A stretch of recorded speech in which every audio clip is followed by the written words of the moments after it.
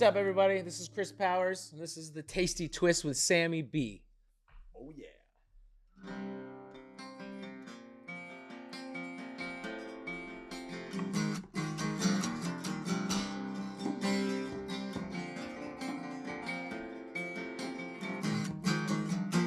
As soon as night falls, I'll be skipping town. Not a damn reason to be sticking around.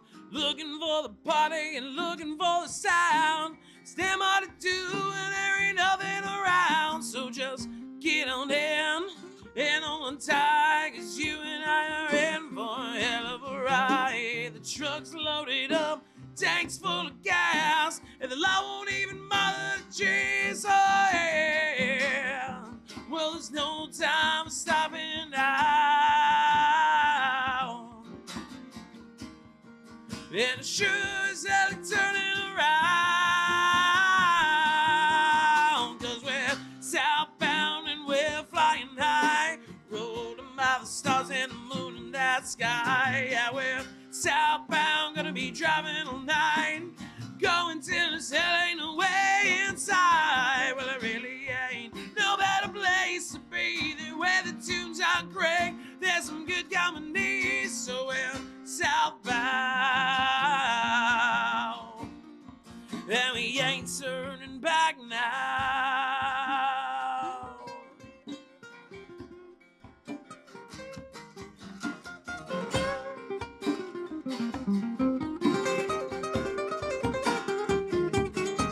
Yeah, I'm so sick and tired of this brutal cold, and watching snow fall is getting real damn old.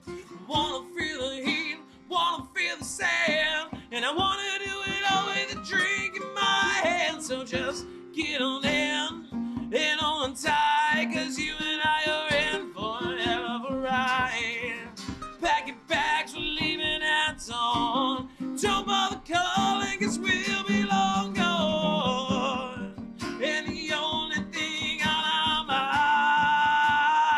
minds is sunny and 75.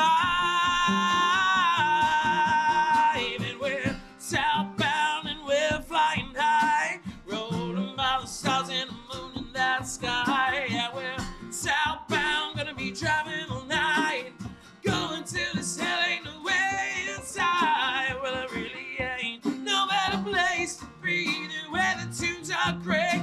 There's some good company, so we're southbound,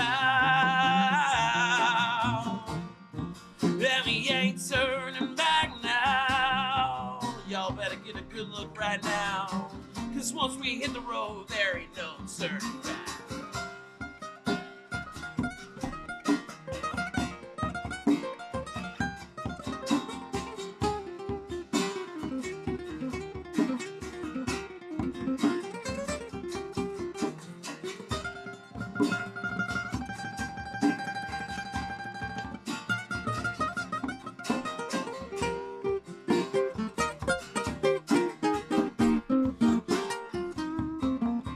Yeah, we're southbound and we're flying high, rolling by the stars and the moon in that sky. Yeah, we're southbound, gonna be driving all night, going till the hell ain't no way inside. Well, it really ain't no better place for me than where the tunes are great. There's some good company, so we're southbound, and we ain't turning back now.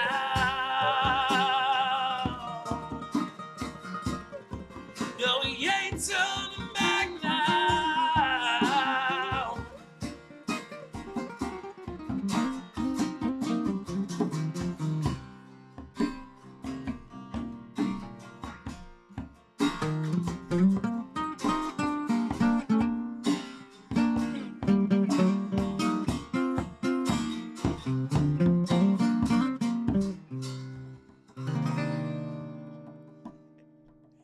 Yeah.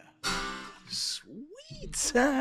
Another one off the album? Yep, that's the, Shall we? the Yeah. first Southbound. single I ever really put out. Is it? Oh, Yeah. nice, dude. That's cool, man. Yeah. I perused the album a little bit today, so I didn't get the full Fletch, and now Sure. I have. So Yeah, that's we're ahead, that's yeah. That's killer, man. Thank you, Yeah, Marsh. that's Appreciate good. it. Yeah. What do you want to do now? Yeah. Whatever you want to do. You're the boss here. We are boss man. Yeah. I was actually going to call you boss number 2, Bruce Springsteen. Yeah. So yeah, let's do another one of your originals, man. All right. Yeah.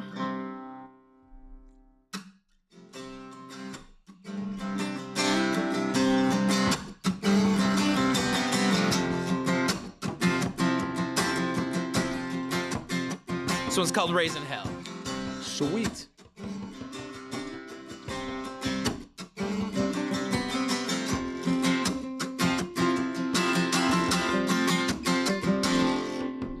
Hey there, darling, how you doing tonight? Would you like to have a drink and watch the fireflies under the sweet summer sky?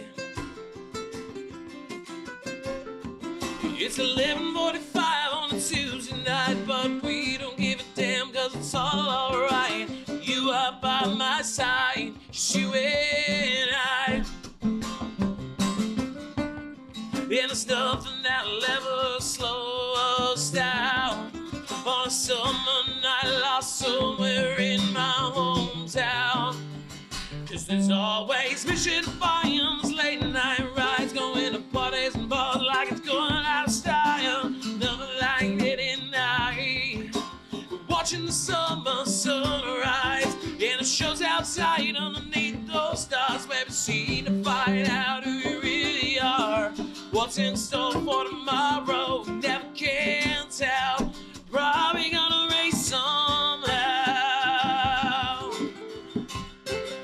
Probably gonna race somehow. Yeah, there's something about you in this moonlight that I can't seem to get off my mind. You got me all shook up, just wondering what's in your cup. And the warmth in the air as it's dancing around got us acting like we must own the town for the night. We do, and forever it's me and you. And I don't think I would have it any other way. When I come home again someday, I hope there's still all that mission volumes, late night rides, going to parties and bars like it's going out of style. Nothing like getting light. Watching the summer sunrise, and the shows outside underneath those stars. Maybe see to find out who we really are. What's in store for tomorrow, we never can tell. Probably gonna race some hell. Yeah, we're probably gonna race some hell.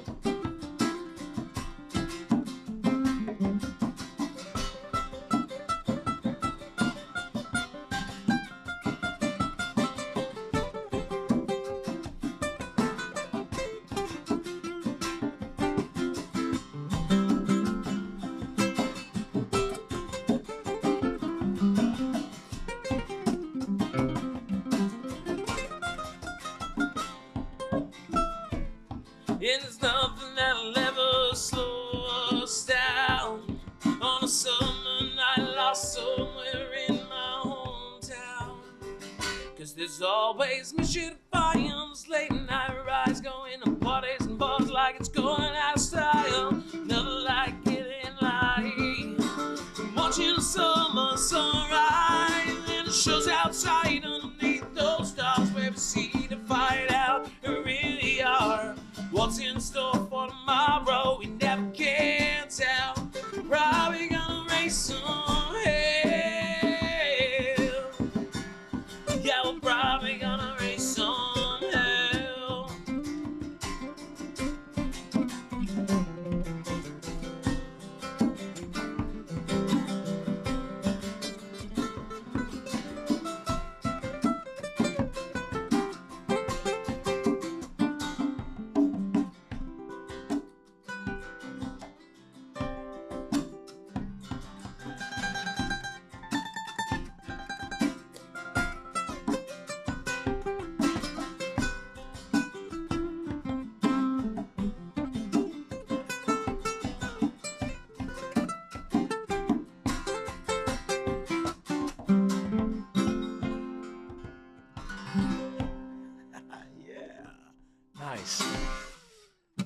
I must say, we've known each other for a few years, but I think was really my first time like actually like fully paying attention to your voice. It's freaking awesome, man. Thank you, brother. I could understand why you got to wanna tune drop down. down. Yeah, why you got exactly. It's just saying that exactly. Yeah, exactly. Awesome. All right. Yeah. Well, I said we just keep this rolling right here. No cuts and editing here. Yes, Chris Powers, everybody. So as I mentioned, we'll call you boss number 2, second to Bruce Springsteen. Yeah, I love how you call yourself the boss, because you are the boss, as a matter of fact, like doing 300 plus shows a year, mostly solo. And why don't you give the audience a little bit of like your background, being from the Upper Valley, New Hampshire? Yeah, I am from the Upper Valley. Graduated from Lebanon High School, so thick Upper Valley.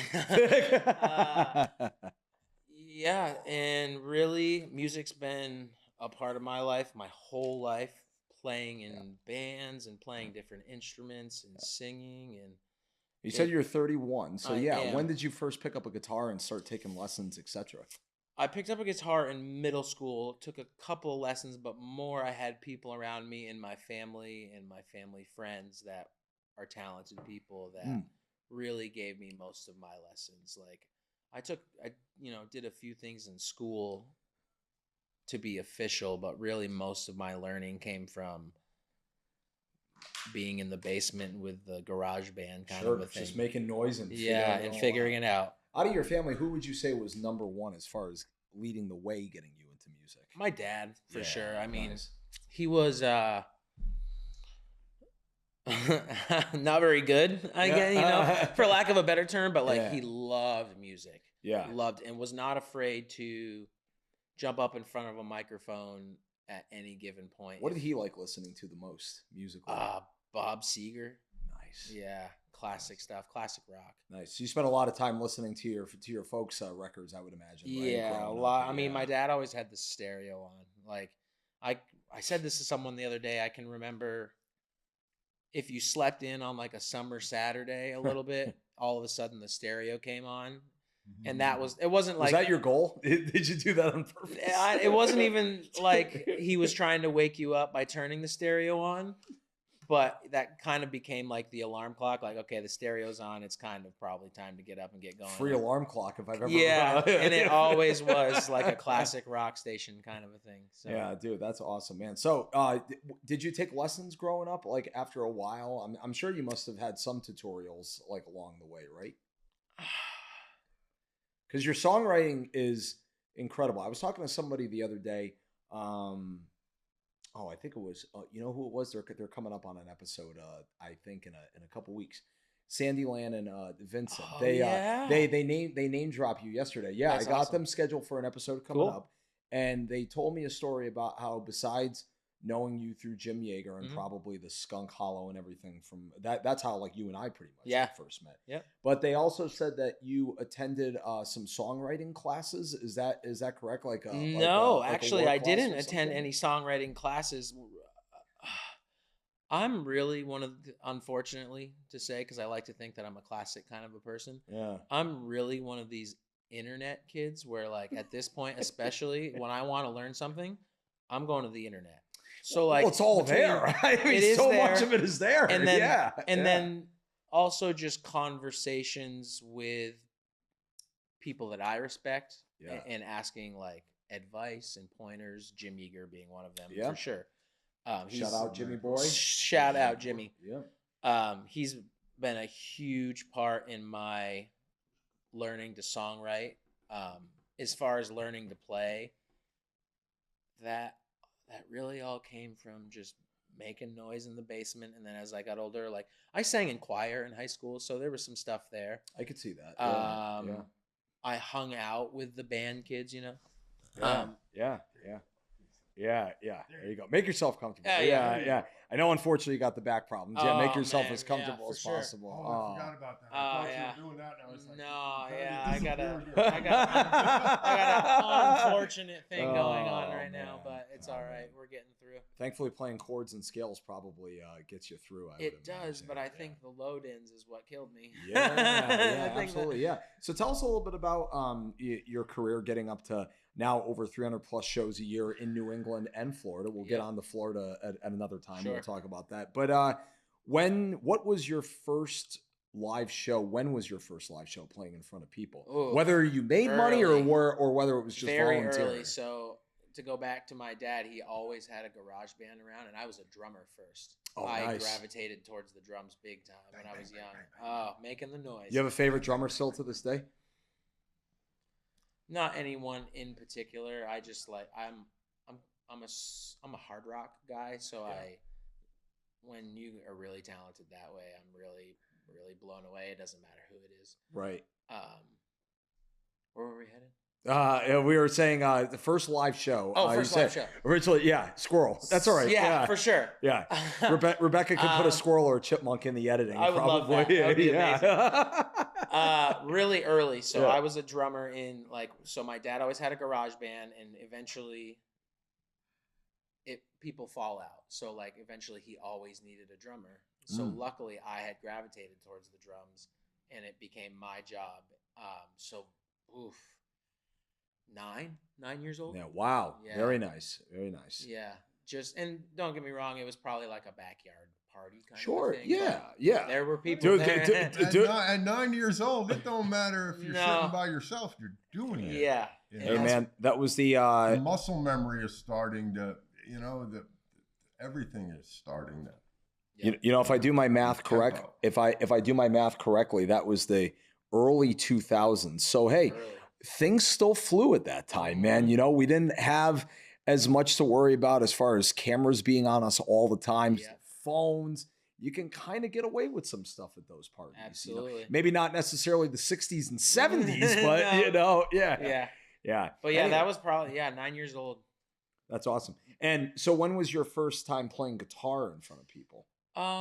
So in middle school, probably around 12 or 13, I got sick of sitting in the back, is what I told people. I'm sick of being in the back. I want to be in the front. So I started learning. I want to be the guy, front and center. Yeah. I started learning to play the guitar. Inside every drummer is a closeted singer. Yeah, absolutely. Just ask Levon Helm. Well, actually, he got out of the closet. Don Henley. Don Henley, right? Dave Grohl. They're few and far between, but one of the greats, one of the vocal greats, obviously, Don Henley. Big Phil Collins. Phil Collins, yes. Another one. All right, now we're getting somewhere. Yeah. Okay, so middle school. So did you, I went this route also too in school. Did you do band, like music ministry? I didn't do any actual band. Yeah. I hung out in the band room a lot because that's also where my choir was. I hung out with a lot of the band kids, but I never joined band. But didn't want to be a nerd. I mean, I don't know if that's what it was, because I used to get it a lot from people about being in choir. Oh yeah, of course, Yeah. Not for nothing. Look where I am now. And they always told me the ratio for girls to guys in choir is pretty good, man. You're not going to find a bunch of women on the football field. Just saying, man. Yeah. So I hung out in the choir. Maybe Taylor Swift, though.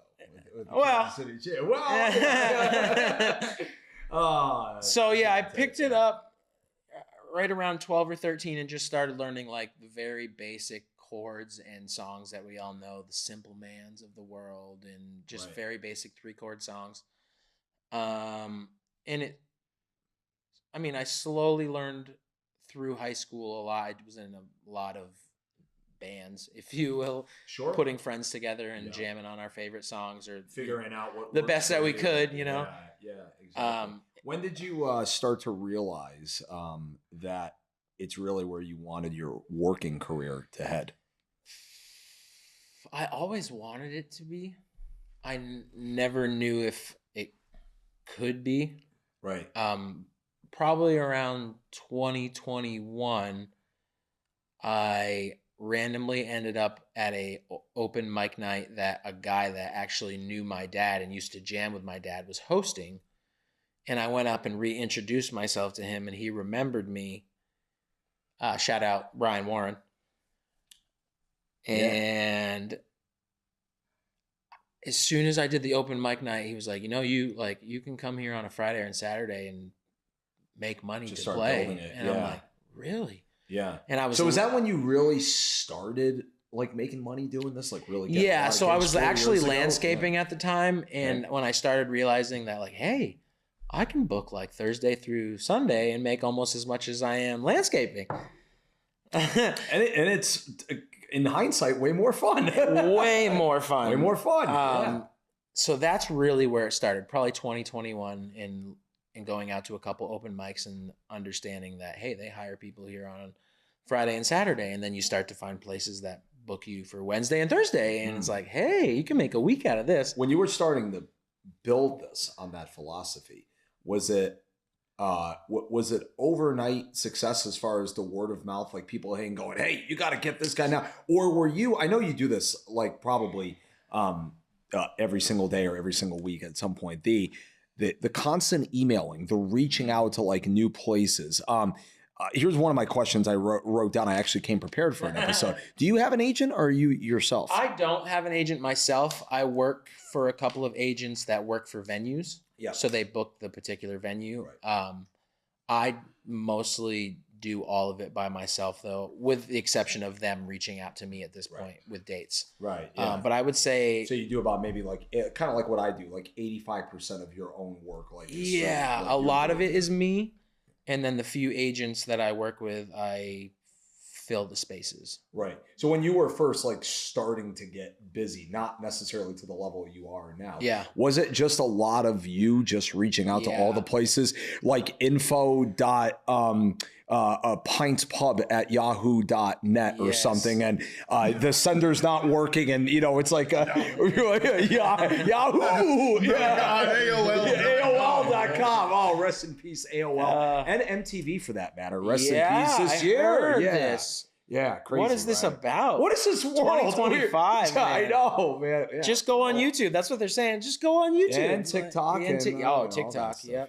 By the way, everybody can find you on Chris Powers Music. Is it .org or .com? .org. I'm a one-man organization because .com was taken, and funny enough, I think it was taken by me. One of those situations where I used to have this other website, and now I don't. Cool. But you're on everything of general importance: TikTok, Instagram, Facebook. Are you doing threads and all that stuff yet? I don't do that. I haven't done threads yet. I haven't looked into even what that's about. Yeah.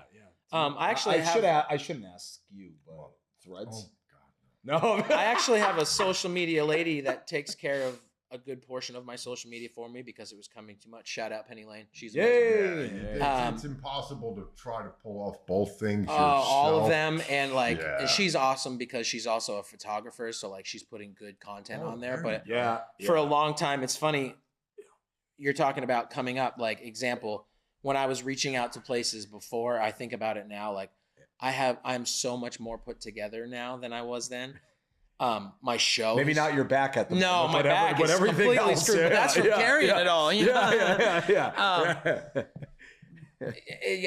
I think back now and like, if I was one of those venues, like getting this email, I might have giggled a little, like here's a promo. Good try, kid. To it anytime. Good try, kid. But try again. Now I think about it in between Penny Lane's help and just having good content and putting decent videos together. It's like, hey, like I remember back when I probably would have been giggled at, and now it's not. I mean, it's legit. That's got to feel like a big weight off of your shoulders, right? To finally have someone that you can trust that does all that. I was chatting with Rebecca, shout out our camera person and assistant executive director here at Okemo Valley TV, who's behind the buttons in the operations today. That is definitely stuff that I could use a lesson on as far as well put, edited, clipped out, reels, videos, everything to really spice it up. So to have someone on your side, there's like a science to it. There is, sure. and there's master classes also So too. you were born with a very cool rock name. or a musician's name. It's a great name, yeah. It is. Yeah. You're not sending like, oh, I'm Tim Burke. No, it's Chris Powers. Yeah, so man. the name right there, it automatically makes you think like, oh, that could be cool. Thank you very much. It really does. ever- So you were blessed with a rock name, you know, with a name that does it. Imagine you have someone in the audience that comes up to them that's like slightly inebriated or whatever level on the scale of 1 to 10. Hey man, has anyone ever told you Powers to the people? I get Austin Powers all the time. And it's funny because I have a cousin named Austin who was Austin Powers just before the original Austin. Really? Oh wow, dude, that's so cool. Yeah. Or there's Tower of Power. Tower of Power. That's right. Yeah. Great band. There's got to be another power that I'm drawing a blank on. Yeah. Okay. Anyways, so in addition to 300 shows a year, New England and Florida, you have a self-titled album that came out in 2019, new to Dougie, as we were talking about. It's okay. It's new to a lot of people still. We're still getting it out to the people. And the songs that we played in the opening were Southbound and Raising Hell, right? Yes, That's sir. the name. Yeah. So tell us a little bit about tell the audience a little bit about your album, just like what inspired you, how you got there. Oh, man. So for a long time, I was kind of getting down on myself because I didn't have the technology or the equipment, or I also didn't really think I was that good of a songwriter, which I still go through a lot. So it took me a long time to put an album together, and I was pushing 25 years old, and I was like, man, I got to get something. Not now. I got to get something out. So for whatever, and it's funny because at the time I was living in an RV. I remember Down by the river? Pretty close, man. Just over the mountain in Ascutney, man. Brownsville? Pretty much. Yeah. Good area. I remember sitting in the RV like, okay, not to say that I don't care, but I was like, I don't care. Like, I'm putting some songs together and they're going to be what they're going to be. And hopefully I can get a good enough product from them to want to put it out to people. Right. Good songs come from bad decisions. For sure. I do bad things. Right? As your shirt says, I do bad things. I love that she brought That's a great one. Yeah. And it was recorded at the Underground. Right? Yeah, It's with correct. Vincent. Vincent, shout out. Yeah. We give him a lot of shout outs. We love Vincent. Podcast. We love Vincent. Yeah. Vermont loves Vincent. Yeah, absolutely. He's a hard worker. Well deserved. Yeah. So I got the shapes of the songs basically kind of recorded on the cell phone or whatever, and went to our pal Jim and was like, listen, man, I think we already had Southbound. I'm on to something. Yeah. Southbound was already put together and I think recorded even because I had released that as a single. And then is that the one with both there? Nope, Southbound's the one that we did at the beginning, and it has Brian Quinn. Oh, okay. Former but you do Candlebox have our guitar friend player. Bothair on Yes, there, right? he's on Yeah. a song called Ends Meet on that album with his, I think it's called the Bow Guitar. It's patented and everything. It just Jim introduced me to Vincent. That's really after doing Southbound. We did Southbound with Vincent. He was like, listen, Vincent will do the album. And we went up there and I got the guest musicians that I wanted. And then I played most of the other parts from guitar and bass. I did a few of the songs on drums because originally being a drummer. I had Jim play a couple different parts. He was on drums on Southbound, and then the guest artists, and somehow, man, they just it's only 8 songs, but I'm pretty proud of it because I put a lot of How did work you feel when you first heard back like the pre-mastered sound clips? I couldn't. It's got to be amazing. It doesn't feel like it's me. Really? It doesn't. Yeah. It like vocally or the whole thing. The whole thing. It seemed like, where did this come from? But I remember doing made that. I made it, and I remember doing it, but it seems like such a quick blip in time. Right. And now, like, I occasionally will go back and listen to it, sometimes even for inspiration now. Right. Because I still wonder, like, how did I just everything just kind of fell together. There was even a particular song. I had another friend, Titian Tolbert, shout out, great drummer, amazing drummer. I had a song that I thought I was going to throw away that's on that album because I just did not like where it was going. Yeah. And in the studio, he changed the timing or whatever, and it automatically was like, oh, now You think that was the piece that got you back into having it? Yeah. It was crazy because we had everything. It was just the drums were played a different way and everything, and I wasn't loving it.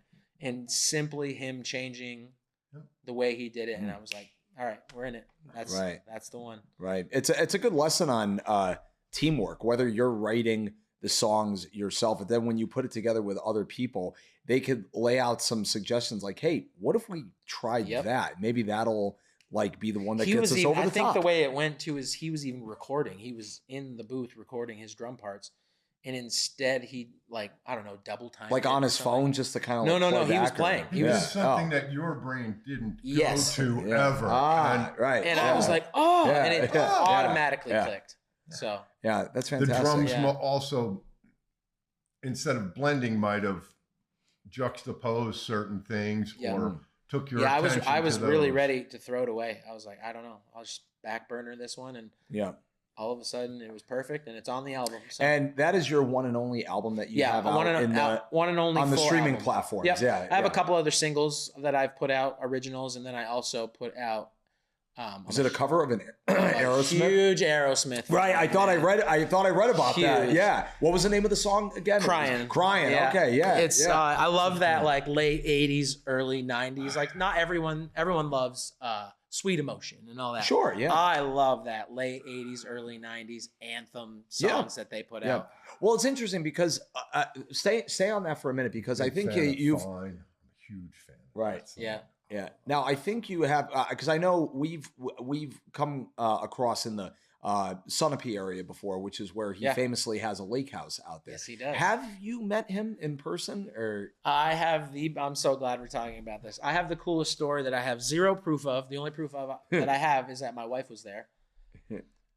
We use his house. We kayak. We live very close to Sunapee Harbor. Yep. We bring our kayaks by car, get out in the harbor, and paddle. And his house is usually a good turnaround. So how many times did you purposefully go out and paddle past his house? I won't even lie. Steven Tyler, not to be a weirdo, every weekend, anytime I got a chance. Yeah. So funny enough. I want to get a cup of coffee at your house someday, Steven. I do. So funny enough you say that. I actually have paddled out there a lot, and it's usually a ghost town. The whole house is like there. I've never seen anybody there. Yeah. In this past June, my wife and I just paddling out there, and we're going. And he has a deck that kind of wraps around his house, and we see somebody sitting on the deck. The house, the color of the house is red, if I'm not mistaken. So the trim is red. It's kind of like a dark brown. Okay, you can't miss it. It's the only one. That I played on the Sunapee boat one time. I did a gig on that one time, and the person was like, "Hey, see that over there? That's his house." I'm like. Interesting. They do the same on Winnipesaukee because Adam Sandler has a house. Oh, okay. All right. All right. But anyways, we're floating along and we see somebody wave to us, and I look out of the corner of my eye. It's Steven Tyler. Oh, that's freaking awesome. And it's funny enough, my wife goes, "Leave him alone," and I totally understood because he's at home. Like I'm not, Yeah, that's his safe. That's his safety. Yes, and he also people would have thought I don't want to be that guy. Me personally, I'm always like, what do I have to lose? Just smile. That's where I got and be nice. Yep. Yeah. And that's it. Don't fall over. Them. No, don't absolutely. Just go, hey. So I made the decision right. So originally she's like, leave him alone. We paddled past his house a little bit. We turned around, went back by to go back to the car, and he's still sitting there. Mm-hmm. And I looked at her. As we're past the house, I'm like, am I going to say nothing? I just put the guy's song out 6 months ago. Yeah. I'm going to say nothing. This could be the only chance I can speak to this guy.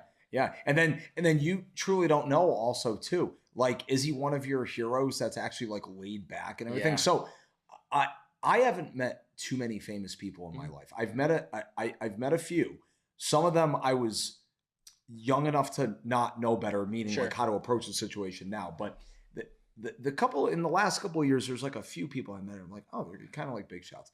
You know what I try to do, especially if I know them? What's that? I try to talk about something else other than what got them famous. And then they open up and it's like, oh, they are chill. But it's like it's like working in the corporate world. You got to know how to like ride the wave. If you talk about something else off the grid, to be like, oh, yeah. Absolutely. Yeah. So yeah, Like, don't go up. I just put out one of your songs. Don't open. Don't open with that. But you gotta be fair. It's gotta be like, hey, you know, it went very well. Automatically, when I looked at my wife, I'm like, no, I'm not missing this opportunity. I paddled back at a comfortable distance away. Yeah, not a creepy distance. No, he's sitting there. He's looking at boats across the lake in his binoculars, and I made the decision automatically that this is not a photo op. He's at his house. No. It's not a photo op. See, that's another thing. Don't be intrusive. Exactly. So Yes, he kind of, when I paddled up, he I don't know if it was a publicist or what she was. A lady came out and noticed me first, and she was like, "Oh, hi." And she was very nice.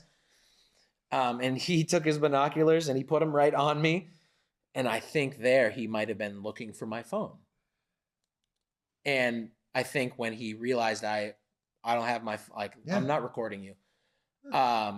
He took the binoculars down. And side story, I've had probably 100, maybe 150 people in my life from here to Florida and everywhere in between tell me that I look like Post Malone without the tattoos.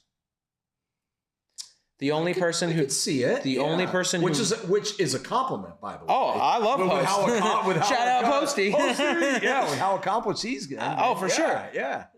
The only one that argues with me about it is my wife. So when this whole to get on your nerves, though, right? Oh, for sure. Yeah. When this whole exchange is happening, she paddled away because she didn't want to see me potentially get told to go away. She's like, okay, you're on your own. Yes, kid. You're on your own. The first thing Steven Tyler says to me, "You look like Post Malone without the tattoos," and I'm like. My wife is probably 100 yards away at this point. She didn't hear him say. No, she didn't hear him say it. And I'm like, why aren't you here right now? It was the funniest thing. You should have responded. How do you know? Right? So, and then he was wicked cool. I did tell him eventually about the song, and he was very cool, asking me how I recorded it and back and forth. Dude, that's cool. And it was the coolest exchange I could have had. Did you pay for it? He's like, I'm gonna listen, which pretty much meant, am I getting my copyright? If you haven't yet, you will soon.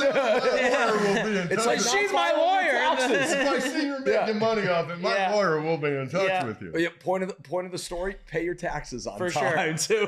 For sure. But it was a cool exchange, dude. That's so cool. Because and he's actually kind of making a way back right now. Like he was at the Aussie show. He's singing again, and it's amazing. Yeah. He's putting out some new music with that. But Aerosmith is done, right? Like, or as of right now, canceled because Steve couldn't do it. I have a high suspicion with him because they're putting out to pull off what he's singing. You were saying before, you've got to drop down.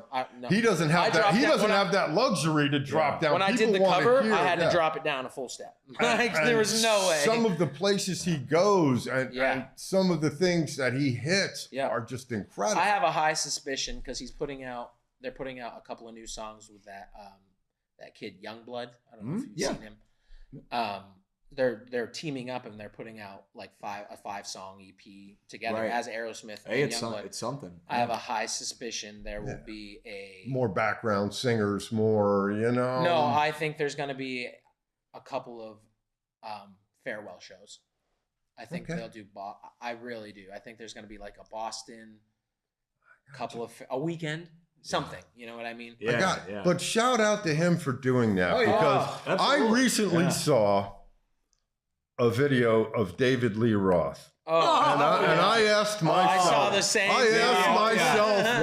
Why? Yeah. There is nothing left there. He can't even do spoken word at this point. We've joked about. Why this are you? You can't need the money. You know, I'm a Sammy Hagar fan. So. Well, Chris, here's what it comes down to. Dougie and I have actually talked about this quite a bit. It's like, listen, Dave, just at this point in your life, focus on trying to hit the notes in the right accord. But the skit, the grabbing people, pretending to grab people, the hitting the mic stand with your nose, enough. No, done. Yeah. And please, we Lord, we put like on- you back in the 70s, Dave. We liked you back then. Yeah, dude. Yeah. And put on and will you please put on some baggy pants?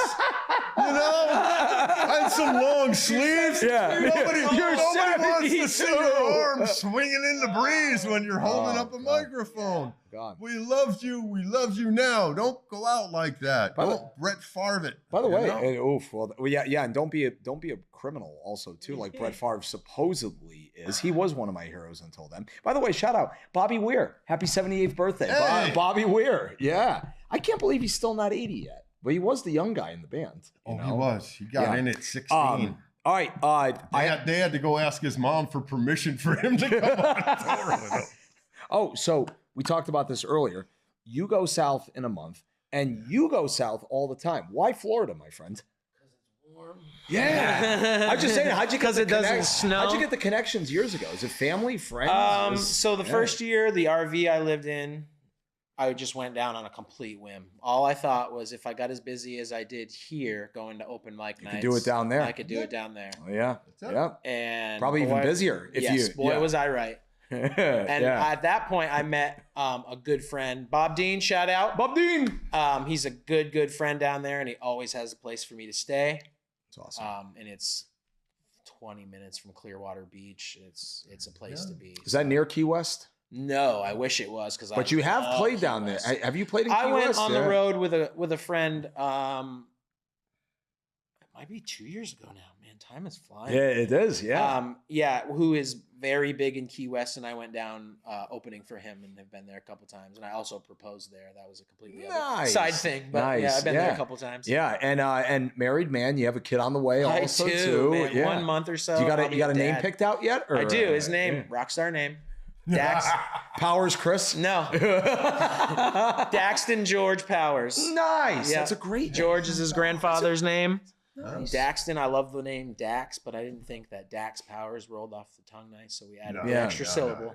I mean, you hear Jax or Jackson, but I've never heard Daxton. That's Daxton, yeah. really cool. Yeah. Dude, that's awesome. Thank yeah. you very much. So he's going to be a bass player, right? He better do something. He needs to get out here and start learning some stuff so I can start riding his coattails. Right. I'm getting tired. Yeah. Already? I know. Already, oh! It's the God. back's thrown out. You're half my Man, I age. hit Yeah. 5:30 and I'm in big trouble. You remember the guy from SpongeBob? My leg! Yes, my leg! that's me. All the time. Oh goodness. Hey, so we monitor each other's like social media presence Oh, yeah. all the time and everything. So tell us a little bit about the late great Hulk Hogan, my friend. Oh man, you're gonna make me cry on that one. Yeah. No, I want to hear the that's story. one of I want those- the audience to hear the story. That's man. one Yeah. of those things where right place. Because that's right Florida time. based, right? Yeah, that was Florida based. He's Clearwater Yeah. Beach, or was Clearwater Yeah, Beach. yeah. So his bar, still to this point, he has a bar called Hogan's Hangout on Clearwater Beach, and they do karaoke every Monday. He used to be down there every Monday. He would be it wasn't even a surprise. You knew that Hulk was going to be He was hanging out with and everybody. sometimes Yeah. other well-known All right, people. did he sing? And what? I was going to say. 'cause I No, can't sing. he was a judge. he I was was a going to judge. ask him what he sang. Yeah. Because I just No, never he pictured just- him singing. No, he just came. It's funny. Before he was a wrestler, he was in music big. He was a bass player. Oh. Did what we do Oh, okay. Yeah. Oh, I didn't in know his that. early 20s. Yeah, I did not know bass. that. Yeah. And I was always in bands. But yeah, he would show up every Monday, and if you sang, you get to go up, obviously, because he's right there, and talk to him. If you won karaoke for the night, they'd give you a real legit title belt. That's And awesome. you get to take a picture with him. And so I got to, talk with him a handful of times. And then the last time I got to see him actually was last March. I was on Clearwater Beach just walking into CVS to grab a drink real quick to go to the beach. Yeah. And I look up and he's walking into CVS because he lived very close to the beach. Right.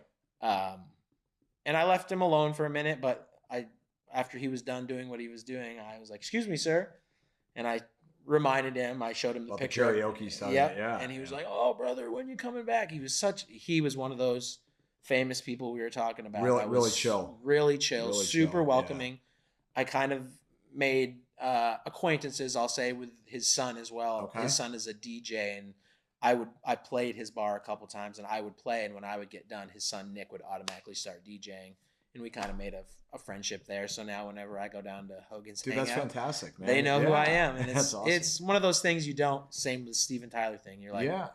how did that happen? Yeah, I used to right? watch Yeah. this guy on TV, and now he's just right there. And now I'm like riding. I'm paddling a canoe out to. yeah, man. Yeah. And not So- only that, he somehow music brought me to that. Yeah. You know? Speaking of DJing, so kind of lump both of these together. So talk to me a little bit about your mentality as primarily being a wonderful looping guitar solo acoustic player. That your skills are amazing with the looping pedal. Thank and just but you also, correct me if I'm wrong, you provide DJ and wedding services as well too. So different mentality, right? You know, it's still mainly solo, but tell us a little bit about how you approach.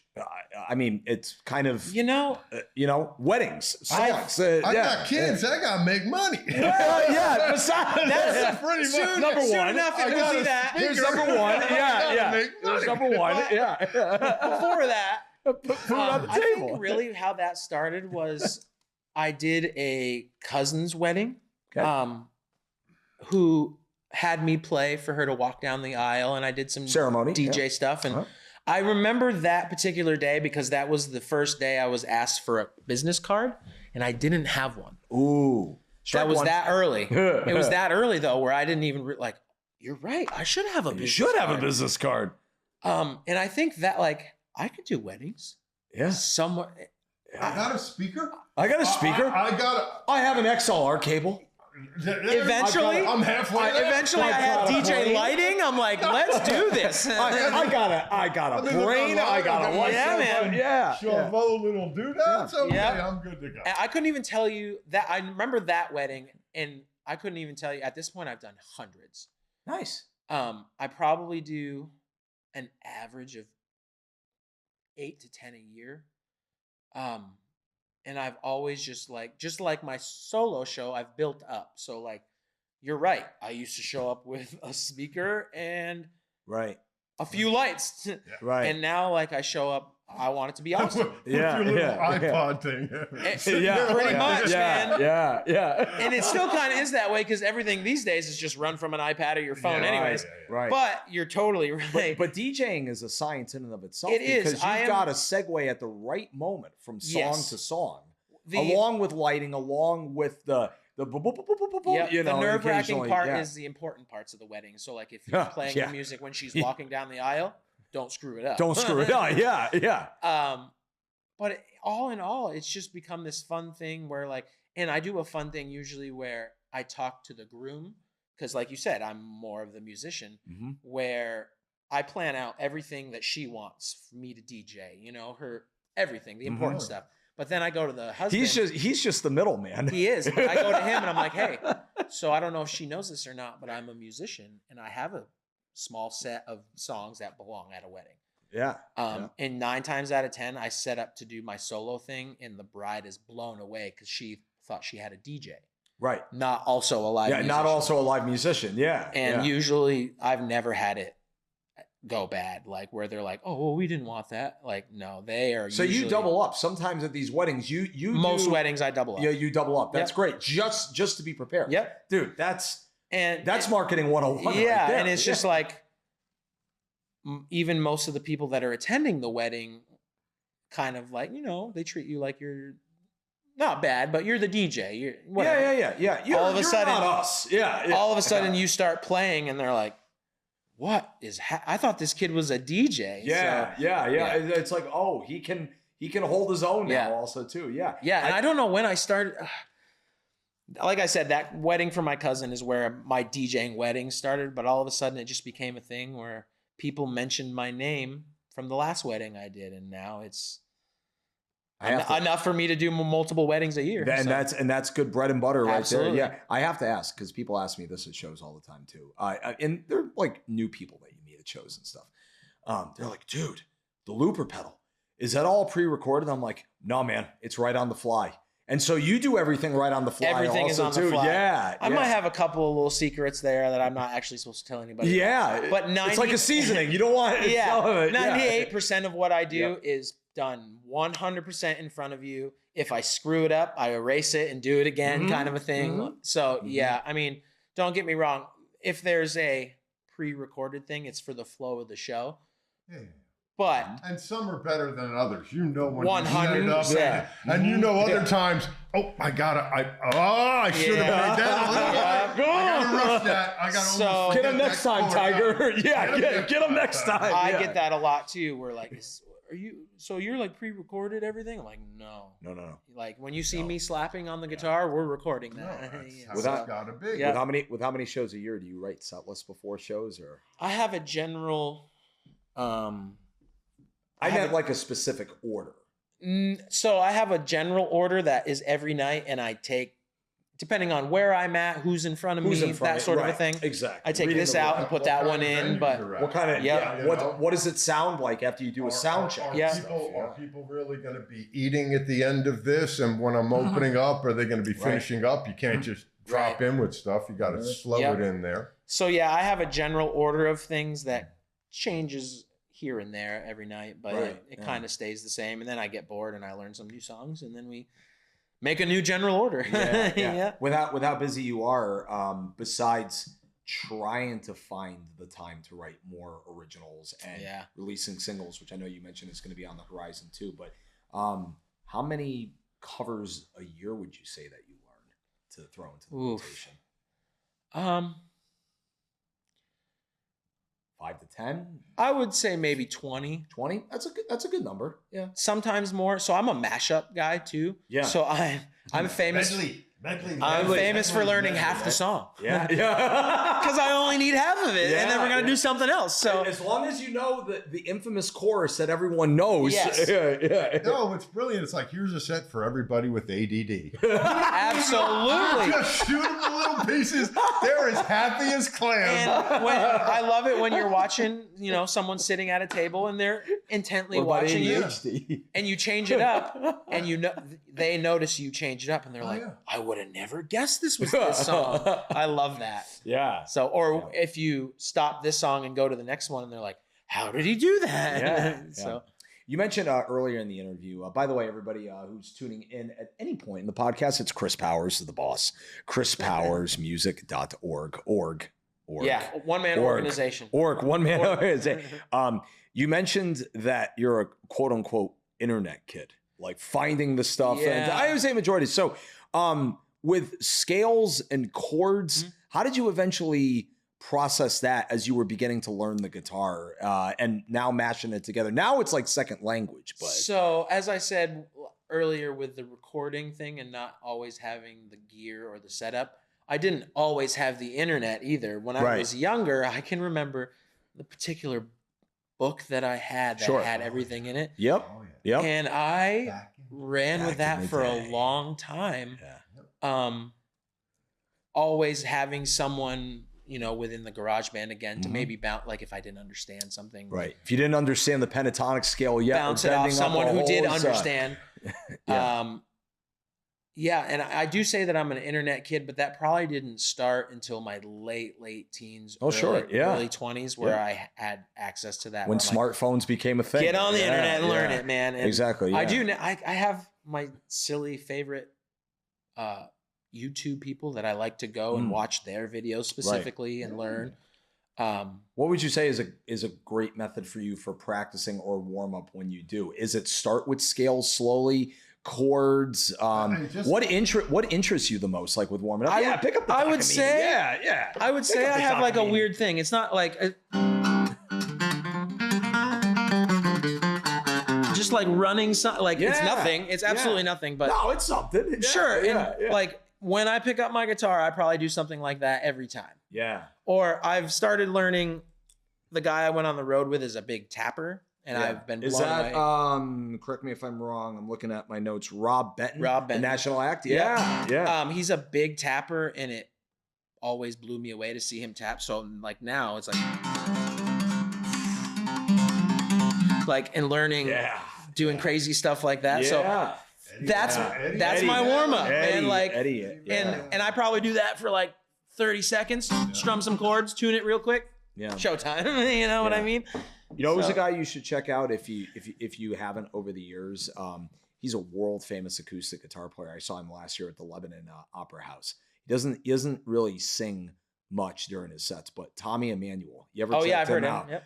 Master. I'll definitely absolute check that out. master Yeah. on so many levels. Shout out Tommy if you ever perusing the internet. Yeah, but yeah, dude, the finger tapping just adds like a whole another element. Then there's this guy. I think he's an English guitar player. You might know the name also too. John Gomm. You ever heard that name before? That sounds familiar. Yeah, he did a cover song called Passion Flower. Or no, that was his original, I think. Original or whatever. But he starts off, and first of all, he's got an old guitar. Well, that guitar's got some life on it. Yeah. Yeah. Anyways, scratches galore on like the body of the guitar right here from making like that sound. But he's got three. I've got the dreaded wedding. Yeah. So Chris, he's got three. And if I dig back in the videos from what I remember, 3 equalizer pedals that he uses all at once. An octave pedal, distortion pedal, the whole 9 yards.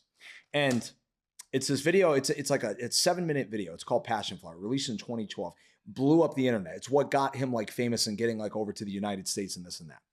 Starts off, he's doing and he's all fingers, no guitar picks. So he's like, like Albert King, Derek Trucks, like no picks. King Arthur Jr., no picks. Yeah. It's a completely different bassier sound to it. Yeah. Anyways, starts off, he's doing the blah, blah, blah, blah, blah. And then he starts doing the harmonics with his right hand. While he's doing that, he's detuning up and down the strings with the harmonics.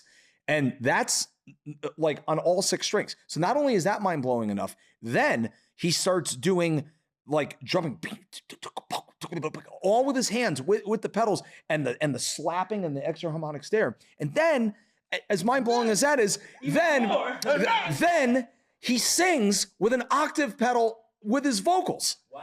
And I'm like, this guy is doing all this at one shot. I'm like, yeah. John Gomm, check him out. Gomm. Right. It's mind-blowing. Right. Yeah. Anyways, okay, Squirrel. We were talking about, yeah. Okay, another famous person. We're doing fine on time. Another famous person that I think you might have met, if not, you're a huge fan of, and I am also as well too. Aaron Lewis of Stained. Have you met him? I briefly met him. Yeah. Yeah. He's a cool dude, man. Yeah. Like he's what I call a songsmith, a wordsmith. Yeah. He's got a voice of God. I love his voice. Yeah, and I've had the pleasure. Must be the whiskey. That's got to be what it is, man. And the cigarettes, I guess. I don't know. Yeah, the whiskey and the cigarettes. Don't smoke, kids. Don't dare. But I don't know, man. Yeah, he's a huge favorite. I would say when I was putting my album together, I was listening to a lot of him, and not. Mine is a little more hard rock than his country stuff goes, but he's also in Stained. So my album is very country rock, hard rock, which is kind of like those two things that he does. Yeah, major fan of that guy. I always love joking with people, just, hey, this is going to take a while. I just look at them and go, been a while. I just love saying originally a Vermont native too. Yeah, Springfield, Vermont, right? Yeah, so Springfield or Rutland. What is the town just past Rutland? Starts with an S. Anyways, that's originally where he's from. Anyways, not Stockbridge, just north. But anyways, yes, he's originally a Vermont native, which I thought was cool. During COVID, he actually did online meet and greets.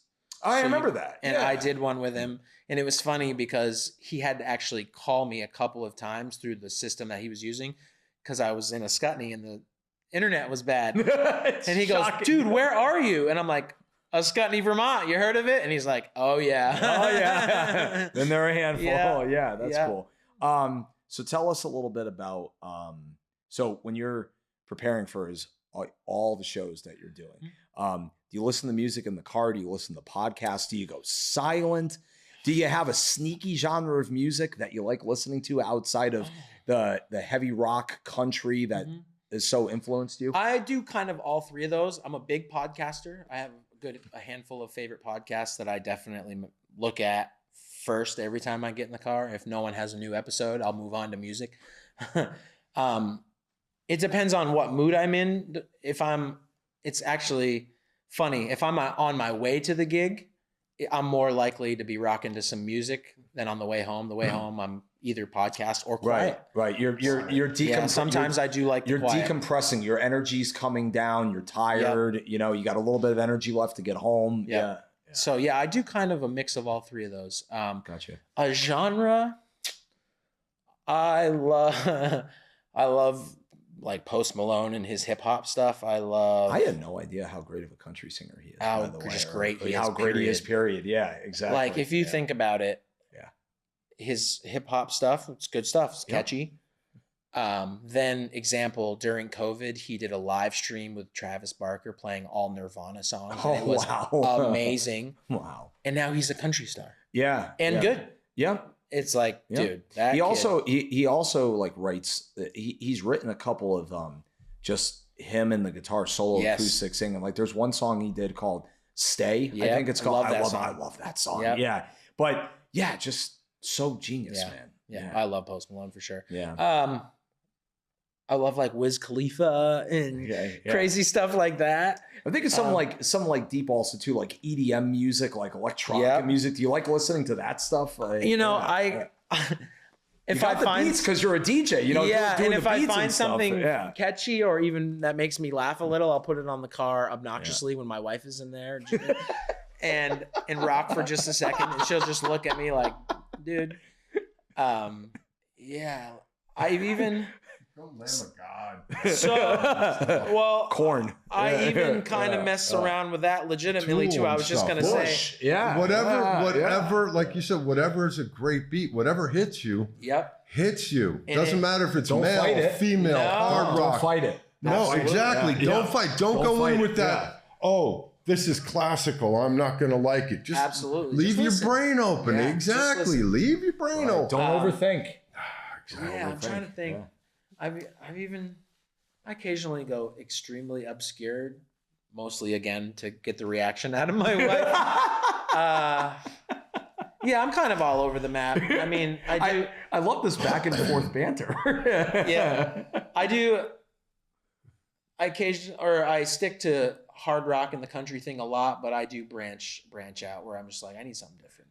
There you go. I notice your hat. Are you in the sports, like truly into the pros? No, I actually am not. I used to be a major baseball fan when I was young. Mm-hmm. I fell out of it through school, taking music classes instead. That's fair. But this past year, we found ourselves with some friends back at Fenway Park, and I do absolutely love. It doesn't matter what the event is. You saw Sox. Different when you go to the stadium.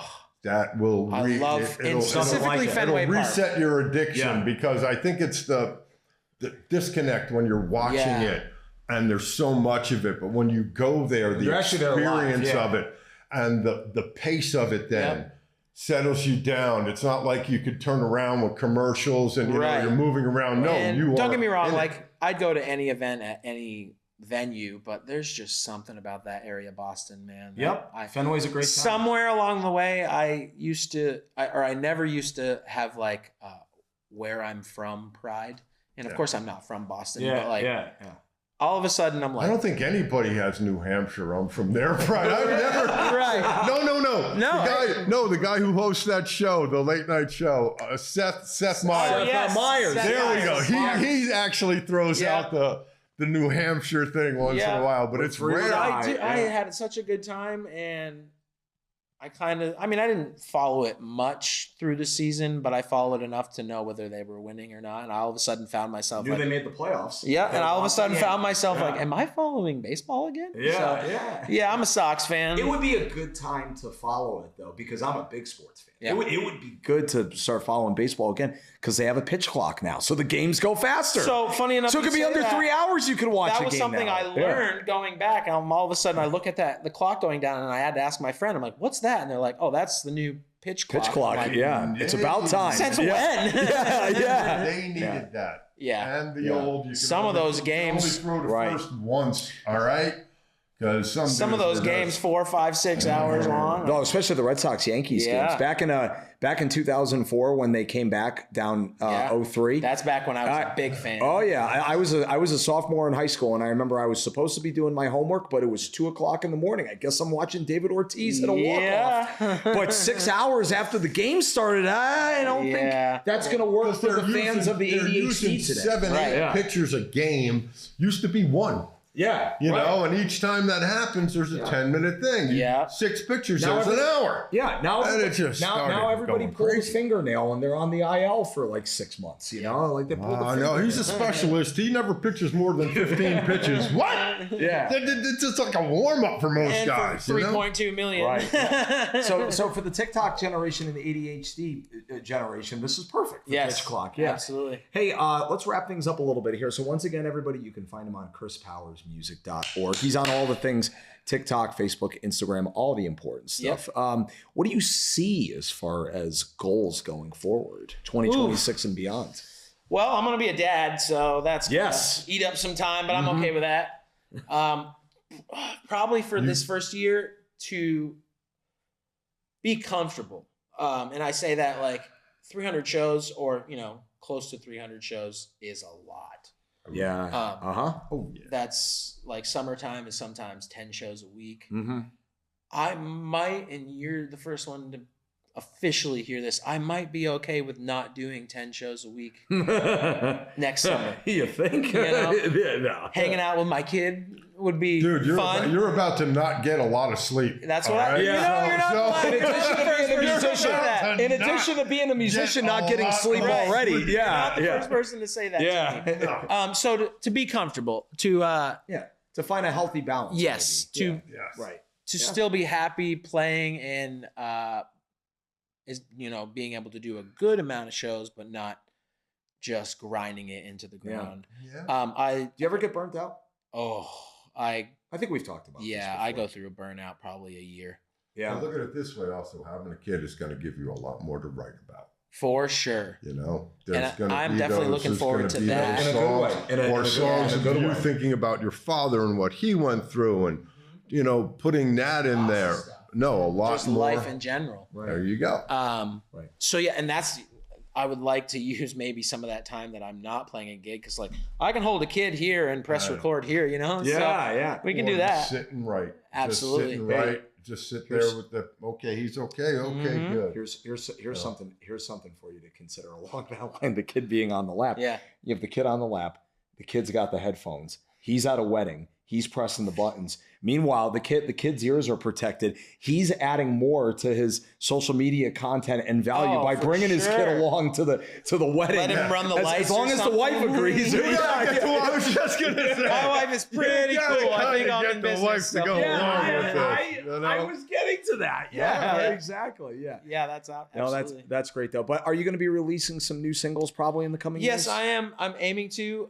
Unfortunately, what's going on with my back is I'm actually supposed to be finishing these up now, but when I'm not doing what I'm doing, I am resting, which is killing. Necessary. It is necessary, but it's killing a lot of the time that I would like to be using productively. Have you been using the internet to try to alleviate some of the pain that you are going through? I have been using many resources. It usually starts on Facebook with attention physical friends or something like that. Because I've used some of them and I found that some of them are completely bogus and I found other ones to be really helpful. Really resourceful. Unfortunately, the ones that are really bogus, you can kind of hurt yourself. You know what I mean? It's not like learning a wrong chord. It can really make it worse. I mean, even through the medical field, and it's not going great. So I got you. But it's a part of life, I suppose. So there would be something I would suggest that. I haven't seen BB King stand up and do anything in a long time. Get you a chair. You can still. So funny enough, the problem is that I can't sit. Oh, there you go. Okay. It's the opposite. There we go. It's the opposite. Now. I used to sit during my shows, and they think all my sitting I was doing is a part of the problem. Gotcha. Yeah. So I think balance. Being someone that I told Rebecca before this episode, I am on pace without cancellations, and I know you deal with a lot of them weather-wise, I myself am on pace for 326 shows this year. Congratulations. Well, thank you. That's a No, lot, man. it's a blessing. Because I It's a probably blessing. have 300 scheduled originally, and things happen, whatever. Yeah. Things get canceled. So I probably do like 270, 275 a year. That's at still the end. really good. Yeah. But 326, man, that's wild. I commend you for being able to do it in 2 regions, Florida and New England. I think that's Yeah. impressive. Like I said earlier, when I went down there the first time, all I thought to myself is, this is Florida.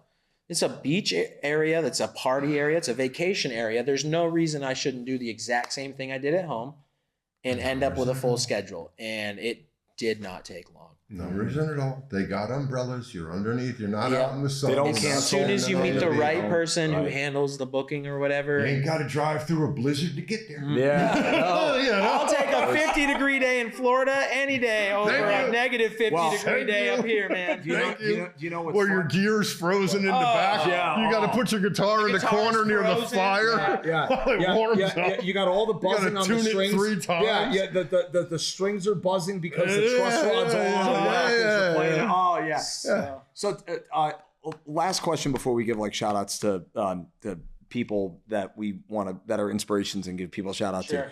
to. With your setup at shows, what do you just over like a 3-4 hour span, and that could include the breakup and the teardown as you're going, as you're live and doing all this, what do you find to be the most important element of one of your shows? Is it the crowd engagement? Is it the playing the right songs in the right moment, even if it's half of it?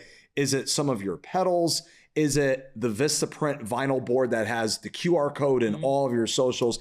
Is it your tagging the venues beforehand with videos or posts? What do you find to be most of value in 2025 as a working musician? it's funny you say the Vistaprint vinyl thing.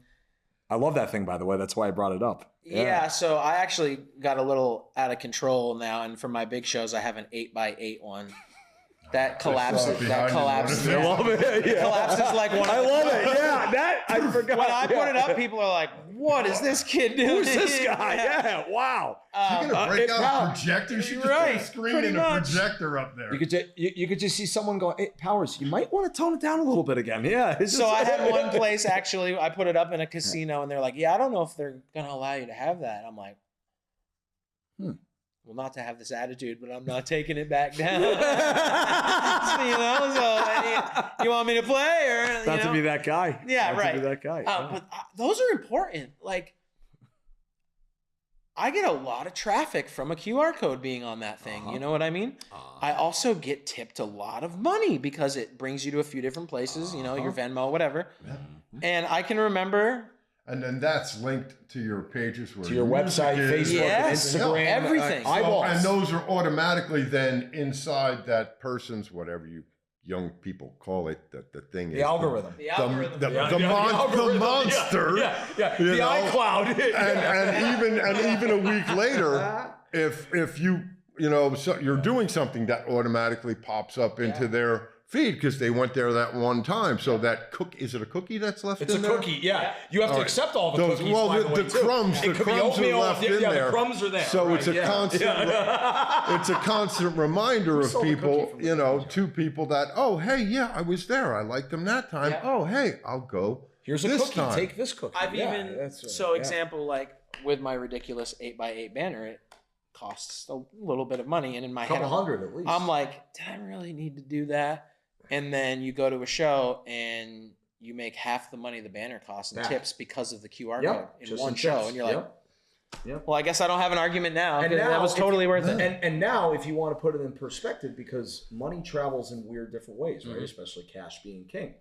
You can still also put the perspective of, hey, I have $200 in the tip jar tonight. There you go. That in and of itself. So you say to yourself, a kick-ass guitar like that, or one of my Alvarez's right over there. Yep. An Alvarez being $600, brand new, case being $670. If you're doing 10 shows a week, you got nothing to worry about. That in hindsight to that, that's paid off. And that's kind of how I ended up. $200. Sometimes, Dougie. I'm a plumber. I'm doing the wrong thing here, man. Really. Nobody show up. That's Nobody the thing. ever tips me. They're just pissed off when they have to pay Where's me. my water? Why's my water? No, not on? they got to pay me, and they're like, oh my God. Oh my God. Nobody ever goes, hey, here's an extra 20. This guy you charged me know? this in 1990. This guy.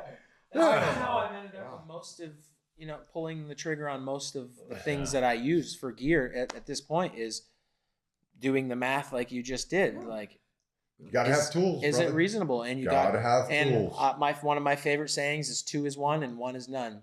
Because if it So when breaks you got while- one if it guitar breaks and while it you're on breaks, the you're job, in big you need trouble. another wrench Right. to finish the job Absolutely. with. Right. You can't just go, Right. oh, I'm going to leave now. Right. Yeah, it don't work that The way. fans, the deep down, you're there playing a service, and the fans and to some degree the servers and the managers, they don't care that you got a couple broken strings. You got to have a backup plan. Yep. That's it. Absolutely. Yeah, it's a job. That's It's it. a I don't job. care if that little chord from doodad to doodad went bad. How come you ain't got another little chord Absolutely. from doodad to doodad? Mm-hmm. Yeah. You know? Oh yeah. For sure. Well, hey, once again, everybody, this has been a really, really fun episode with Dougie Marsh. It's been a while, Doug. Geez, Hey, yeah. I'm busy. Yeah, I know. I gotta get all that. the jobs done Right. before I go to Mexico. Right. So once again, everybody, we're here at Okemo Valley TV. It's been another fun episode of the Tasty Twist podcast with Sammy B. I didn't introduce myself before, but I'm sure you all know me by now. Rebecca's behind on the buttons, and Patrick Cody, thanks for getting this all started back in 2024 with Chris Powers, chrispowersmusic.org from the Upper Valley of New Hampshire. Why don't you give a shout out to somebody in particular or peoples? Somebody in particular. Or My peoples. wife. Yes, for all the My talk. wife, Yes, yeah. She's killing it right now. And man. Daxton on the way. Daxton on the way. Daxton on the way, yeah. And everybody else we mentioned before. And everybody else. Jim and Oh, yeah. Brian Warren and Rob Benton and Hulk Hogan And Aaron Lewis. Steven and- Tyler And shout out Post Malone And Dad for getting you started And on my this. dad. journey. For sure. And GarageBand. For sure. Yeah. We'll definitely get you back on again. Dougie, you want to give a shout out to I anybody? want to give a shout out to everybody. I am amazed how many people watch this and come up to me, even people I don't know, and go, "Hey, I saw you on TV," and That's I always awesome. go, "Oh God, Yeah. No. I don't know how many people I want. No, that's not me. It's not me. It's just somebody who looks like me. And it's not just one episode. It's like 10 at this point. It's like Robin Williams talking about golf. Hey, you hit it into a hole. Only once? No. 18 times. But it's a lot of people do watch this show. And not listen, only people and I audio know. also too, not just Yeah. on YouTube. So and shout by out the to way. everybody who does that and takes the time to do it. God Yes. bless you all. Yes. You can find all these episodes on the Okemo Valley TV app, their YouTube channel, their website, okemovalley.tv, my website, sammybmusic.org. And you can also listen on just audio only, like Apple Podcasts, all that stuff. I'm sure that's how you do it as well, too. Yep. Supposedly, the Tasty Twist gets thousands of more listens just from the audio alone. So good to know right there. Very cool. And my shout out for this episode is, we mention him all the time, but to Jim Yeager and Jenna for putting together VermontNewHampshireEntertainment.com as another outlet for all of us for traction and It's everything. been a lot of work for them. They've been busting on that, for Yeah, yeah. And I've been trying. Every time I get a new gig, I got to add it to my calendar, and then I got to add it to that sure. one. You're So right. Actually, it's, thanks for reminding yeah. me. I got to go add some dates to their calendar. Yeah, right. Hey, everybody. Thanks for watching the Tasty Twist with Sammy B. Peace. Chris Powers. You. Peace.